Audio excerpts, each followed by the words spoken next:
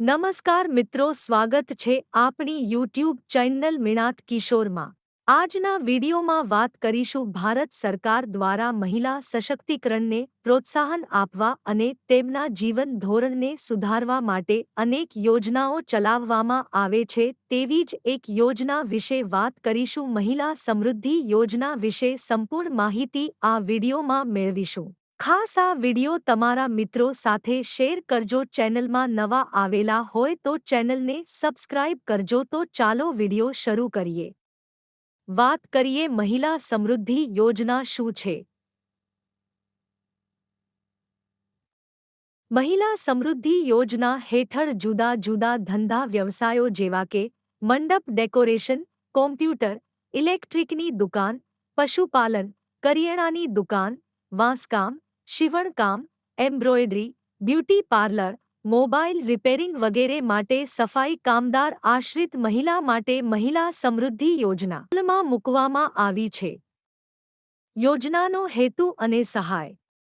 રાજ્યમાં રહેતા અનુસૂચિત જાતિના મહિલાઓ અલગ અલગ પ્રકારના નાના વ્યવસાયો શરૂ કરી રોજગાર મેળવી શકે અને પોતે આત્મનિર્ભર બની શકે તે હેતુ ગુજરાત સરકારનું ડોક્ટર આંબેડકર અંત્યોદય વિકાસ નિગમ દ્વારા મહિલા સમૃદ્ધિ યોજના અમલમાં મૂકવામાં આવેલ છે।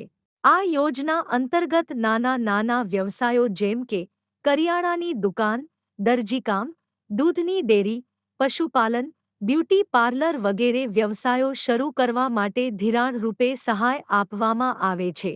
વાર્ષિક 4%ના વ્યાજદર સાથે ₹50,000 સુધીનું ધિરાણ આપવામાં આવે છે।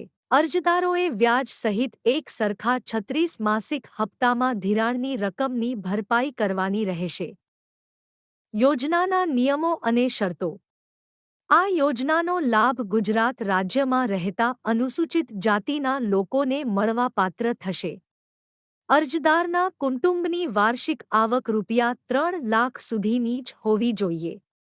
અરજદારની ઉંમર ઓછામાં ઓછી 18 વર્ષ અને વધુમાં વધુ 50 વર્ષ સુધીની હોવી જોઈએ। અરજદાર કે તેમના કુટુંબના કોઈપણ સભ્ય સરકારી કે અર્ધસરકારી કચેરીમાં ફરજ ન બજાવતા હોવા જોઈએ। અરજદાર કે તેમના કુટુંબના કોઈપણ સભ્ય દ્વારા સરકારની કોઈપણ યોજના હેઠળ અગાઉ ક્યારેય ધિરાણ મેળવેલ ન હોવું જોઈએ। આ યોજનાનો લાભ મેળવવા માટે અરજદારોએ નિગમના પોર્ટલ પરથી ઓનલાઈન અરજી ફોર્મ ભરવાનું રહેશે। અરજદારે નિગમની સત્તાવાર વેબસાઇટ sgegujarat.gov.in પર ઓનલાઈન અરજી કરવાની રહેશે। વર્ષ 2024 માટે અરજદારો 17 સપ્ટેમ્બર 2024 થી 16 ઓક્ટોબર 2024 સુધીમાં ઓનલાઈન અરજી ફોર્મ ભરી શકશે। જરૂરી ડોક્યુમેન્ટ: આધાર કાર્ડ, રાશન કાર્ડ, બેંક પાસબુકની પ્રથમ પાનાની નકલ, આવકનો દાખલો, જાતિનો દાખલો, શાળા છોડવાનોનું પ્રમાણપત્ર, જન્મનું પ્રમાણપત્ર, પાસપોર્ટ સાઇઝનો ફોટો।